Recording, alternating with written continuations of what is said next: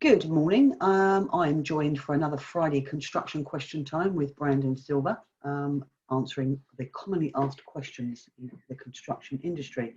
Today's question is, Brandon, what is a repudiatory breach of contract and what are the consequences of such a breach? So yeah, good morning, Julian. Good morning, everybody else. So today I'm going to talk about repudiatory breach of contract.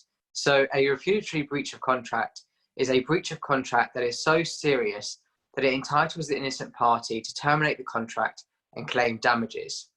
Damages for repudiation are measured in such a way so as to put the innocent party in the position that it would have been had the contract been completed properly. So once a repudiatory breach has been committed, the innocent party can decide to either elect to terminate the contract or to affirm the contract. And what it means to affirm the contract is to continue the contractual relationship.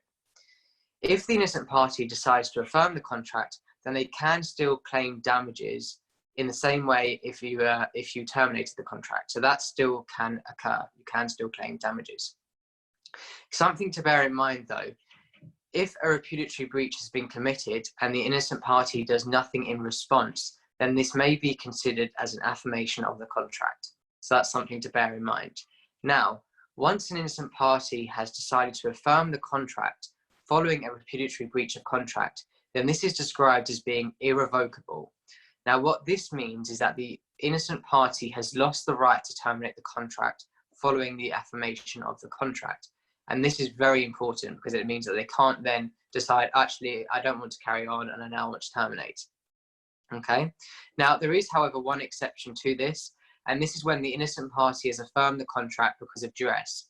In this example, then it would not be regarded as irrevocable, provided you could prove that the duress caused the affirmation of the contract.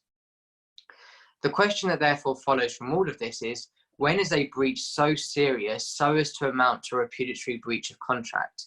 Now, the answer to this is when the breach goes to the root of the contract.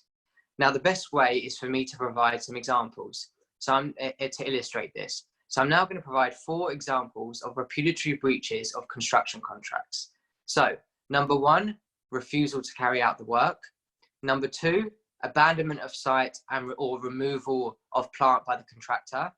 Number 3, failure by the employer to give access to the site to the contractor.